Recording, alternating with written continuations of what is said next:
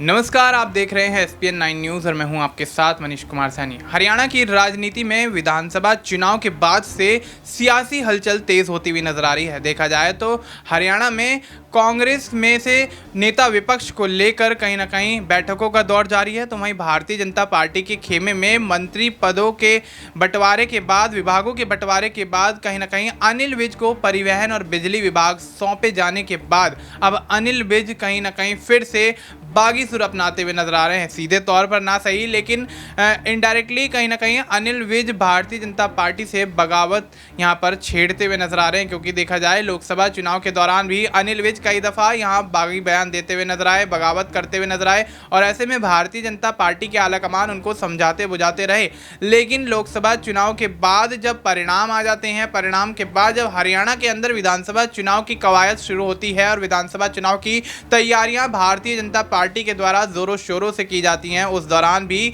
अनिल विज कहीं ना कहीं बागी होते हुए नजर आए, सीएम पद के दावेदार खुद को बनाते हुए नजर आए और ऐसे में सीएम पद के दावेदार बताने के साथ साथ भारतीय जनता पार्टी पर तमाम हमले करते हुए नजर आए। लेकिन देखा जाए तो भारतीय जनता पार्टी सूबे के अंदर एक दशक से सरकार बनाने के बाद चाहती थी कि उनकी सरकार एक बार फिर से बने और ऐसा होता हुआ भी नजर आया। लेकिन सरकार बनाने के लिए भारतीय जनता पार्टी ने अनिल विज की नाराजगी को दूर करते हुए उनसे बातचीत की, बैठकें हुई, तो उसके बाद कहीं ना कहीं अनिल विज को फिर से समझाया गया। लेकिन अब जब विभागों का बंटवारा हो गया है तो विभागों के बंटवारे के बावजूद अनिल विज को परिवहन और बिजली विभाग सौंप दिया गया, जिसमें कि मनोहर लाल खट्टर की सरकार के दौरान अनिल विज जब कैबिनेट में मंत्री थे तो उनको गृह और स्वास्थ्य विभाग दिया गया था। अब ऐसे में अनिल विज को लेकर कहीं ना कहीं हरियाणा की राजनीति में सियासी हलचल तेज होती हुई नजर आ रही है और ऐसे में कांग्रेस की तरफ से तमाम बड़े चेहरे अनिल विज को अपने पाले में खींचने के पूरे प्रयास करते हुए नजर आ रहे हैं। यानी कि देखा जाए तो हरियाणा के विधानसभा चुनाव के बाद भारतीय जनता पार्टी ने तीसरी बार सत्ता में सरकार तो बना ली है, लेकिन देखा जाए तो सरकार बनाने के बावजूद भी हरियाणा के अंदर भारतीय जनता पार्टी की स्थिति ज़्यादा बेहतर नहीं है और ऐसे में देखा जाए तो अनिल विज की बगावत जो है वो भारतीय जनता पार्टी को नुकसान और कांग्रेस को सीधे तौर पर फायदा पहुंचाती हुई नजर आ रही है। और अगर अनिल विज लगातार लंबे समय तक बागी बने रहते हैं और इस तरह से बगावत के सुर अपनाते हुए नजर आते हैं तो कहीं ना कहीं देखा जाए तो भारतीय जनता पार्टी के अंदर छिड़ रही इस बगावत का, इस खिलाफत का सीधे तौर पर कांग्रेस आलाकमान फायदा उठा सकते हैं और हुड्डा की अगर यहां अनिल विज से मुलाकात हो जाती है तो बेशक खेल बिगड़ना तय माना जा रहा है। लेकिन अनिल विज से जब यहां पर पूछा जाता है कि आप यहां बगावती बयान देते हुए नजर आए, सीएम पद की मांग करते हुए नजर आए, तो अनिल विज ने सब चीज़ों को सिरे से नकारते हुए भारतीय जनता पार्टी के पक्ष में तमाम बयानबाजी की और उसके बाद कहीं ना कहीं अपना एक सॉफ्ट रुख यहां पर दिखाते हुए नजर आए। लेकिन देखा जाए तो अनिल विज लंबे समय से भारतीय जनता पार्टी के आलाकमानों से नाराज हैं, भारतीय जनता पार्टी के फैसलों के हमेशा खिलाफ खड़े होते हुए नजर आए हैं और जब से नायब सिंह सैनी को मुख्यमंत्री बनाया गया है तब से कहीं ना कहीं अनिल विज पूरी तरह से बगावत दिखाते हुए नजर आ रहे हैं। और जब मनोहर लाल खट्टर को लोकसभा चुनाव के लिए मैदान में उतारने के लिए बात हो रही थी तो उसके बाद जब नए मुख्यमंत्री चेहरे की तलाश हो रही थी तो अंबाला के अंदर जो मीटिंग हुई पार्टी की उसमें कहीं ना कहीं अनिल विज नाराज दिखे। उसके बाद जब नायब सिंह सैनी के नाम का ऐलान भारतीय जनता पार्टी द्वारा किया गया तो अनिल विज उस मीटिंग को छोड़कर अंबाला कैंट में अपने घर पर पहुंच गए और अपने घर पर जाने के लिए उन्होंने अपनी पर्सनल कार का इस्तेमाल किया, यानी कि सरकारी गाड़ी ना लेकर अपनी खुद की गाड़ी से अनिल विज अपने अंबाला कैंट वाले घर पहुंच जाते हैं और उसके बाद से ही कहीं ना कहीं अनिल विज साफ तौर पर भारतीय जनता पार्टी के खिलाफ बयानबाजी करते हुए नजर आ रहे हैं। लेकिन देखा जाए तो जिस तरह से अनिल विज का कद हरियाणा की राजनीति में दिन प्रतिदिन बढ़ता हुआ नजर आया और देखा जाए तो लगातार 6 बार के विधायक रहे हैं, अंबाला कैंट से सिलसिलेवार उन्होंने 6 बार जीत दर्ज की है, तो अब ऐसे में बड़े मंत्री पद की मांग कर देना या सीएम पद की मांग कर देना कोई बड़ी बात तो नहीं है। लेकिन देखा जाए तो अनिल विज की राजनीतिक विरासत कहीं ना कहीं इसके काबिल है कि वो मुख्यमंत्री पद के दावेदार बनाए जाते या फिर उनको अगर मुख्यमंत्री पद का दावेदार नहीं बनाया गया है तो उनको हरियाणा में कैबिनेट के अंदर कोई बड़ा मंत्री पद दिया जाता। और अगर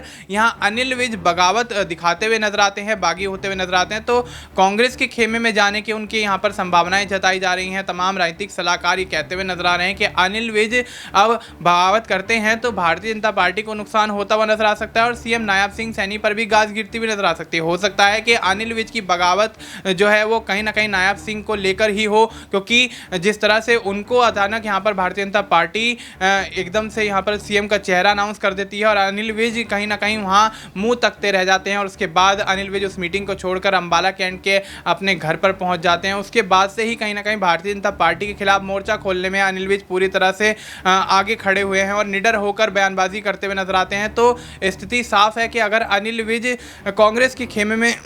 अगर चले जाते हैं तो बेशक भारतीय जनता पार्टी का खेल पूरी तरह से बिगड़ता हुआ नजर आ सकता है। लेकिन विधानसभा चुनाव तो निकल गया, भारतीय जनता पार्टी ने सरकार बना ली, लेकिन अगर देखा जाए तो अनिल विज अगर भारतीय जनता पार्टी को छोड़कर कांग्रेस में जाते हैं तो उनके समर्थित विधायकों के भी यहाँ पर जाने के आसार नजर आ रहे हैं। और देखा जाए तो राव इंद्रजीत सिंह भी इसी तरह की मांगे करते हुए नजर आए थे, मंत्री पद की मांग करते हुए नजर आए थे। ये यूं कहें कि सीएम चेहरे के तौर पर अपने आप को देख रहे थे, जिस तरह से अनिल विज देखते हुए नजर आए थे और वो भी चाह रहे थे कि उनको यहाँ सीएम बनाया जाए। लेकिन राव इंद्रजीत सिंह भी फिलहाल शांत होते हुए नजर आए। उनकी बेटी आरती राव पहली बार विधानसभा का चुनाव लड़ती हैं, पहली बार में ही उनको यहाँ मंत्रालय मिल जाता है। तो उसके बाद से ही कहीं ना कहीं आरती राव को यहाँ पर मंत्री बनाने के बाद और उनको यहाँ पर एक विभाग सौंपने के बाद कहीं ना कहीं राव इंद्रजीत सिंह तो शांत होते हुए नजर आए हैं। लेकिन देखा जाए तो अनिल विज की जो बगावत है वो कांग्रेस को खुला ऑफर देती हुई नजर आ रही है और ऐसे में जिस तरीके से भारतीय जनता पार्टी लगातार हरियाणा में सरकार बनाती हुई नजर आई, तीसरी बार सरकार बनाई है। और देखा जाए तो मतदान वाले दिन जब वोटों की गिनती हो रही थी, जब बैलेट पेपर की गिनती हो रही थी, तो कहीं ना कहीं देखा जाए तो बैलेट पेपर की गिनती पर भारतीय जनता पार्टी से आगे कांग्रेस चलती हुई नजर आ रही थी। और जब यहाँ ईवीएम खुलती हैं, ईवीएम में मतों की गिनती शुरू होती है, तो भारतीय जनता पार्टी के खेमे में जीत की जो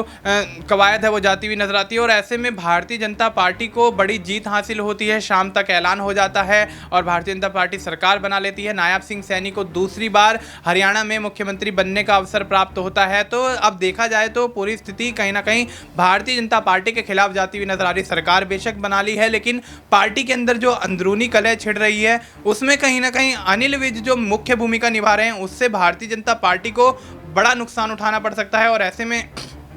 अनिल विज के साथ साथ अगर कुछ विधायक छिटक कर कांग्रेस के खेमे में चले जाते हैं तो सरकार गिरने के भी यहाँ पर आसार पूरी तरह से नजर आ रहे हैं। और ऐसे में अगर सरकार गिरती है तो अगर देखा जाए तो कांग्रेस और भारतीय जनता पार्टी का आंकड़ा लगभग 19-20 का रहा है, भारतीय जनता पार्टी का आंकड़ा थोड़ा ज़्यादा रहा है। तो कहीं ना कहीं देखा जाए तो कांग्रेस का आंकड़ा विधानसभा के चुनावों के परिणामों के बाद थोड़ा बहुत कम रहा है। और अगर वो थोड़ा बहुत जो कम आंकड़ा है उसमें अनिल विज को सहयोग कर देते हैं या उनके समर्थित विधायक सहयोग कर देते हैं तो बेशक हरियाणा के अंदर मौजूदा सरकार गिरती हुई नजर आएगी। और ऐसे में कांग्रेस का कहीं ना कहीं सरकार बना लेना यहां पर तय होता हुआ नजर आएगा। और अगर कांग्रेस सरकार बना लेती है और अनिल विज उनके खेमे में जाते हैं तो क्या अनिल विज को यहां पर कोई बड़ा मंत्री पद मिलता हुआ नजर आएगा? क्योंकि जिस तरह से मांगे उठती हुई नजर आ रही हैं लंबे समय से कि अनिल विज को यहां पर आगे आना चाहिए, क्योंकि लंबे समय से हरियाणा की राजनीति में सक्रियता निभाते हुए नजर आए हैं, 6 बार के विधायक हैं, तो उनको यहां बड़ा मंत्री पद मिलना चाहिए था या सीएम का चेहरा बनाया जाना चाहिए था। लेकिन भारतीय जनता पार्टी ने उनकी जो उम्र है उसको लेकर यहां पर कहीं ना कहीं तंज कसते हुए ये कह दिया कि आपकी उम्र ज़्यादा हो गई है तो अब आप यहां मुख्यमंत्री पद के दावेदार नहीं बन सकते। 75 वर्ष से ऊपर के जितने भी यहां पर चेहरे हैं वो बड़े मंत्री पद की मांग नहीं कर सकते या किसी बड़े पद की मांग नहीं कर सकते। तो स्थिति साफ है कि अनिल विज के खिलाफ कहीं ना कहीं भारतीय जनता पार्टी माहौल बनाने की कोशिश कर रही है, लेकिन सीधे तौर पर बगावत खुलकर नहीं आ रही है। लेकिन अनिल विज अगर बागी हो जाते हैं और कांग्रेस का दामन थाम लेते हैं तो बेशक भारतीय जनता पार्टी के लिए एक बड़ा नुकसान हरियाणा की राजनीति में होता हुआ नजर आएगा। फिलहाल आपको इस मुद्दे पर क्या कुछ लगता है, आप अपनी राय हमें कमेंट करके बता सकते हैं। बाकी देश और दुनिया से जुड़ी तमाम जानकारी के लिए आप देखते रहिए SPN9 न्यूज़।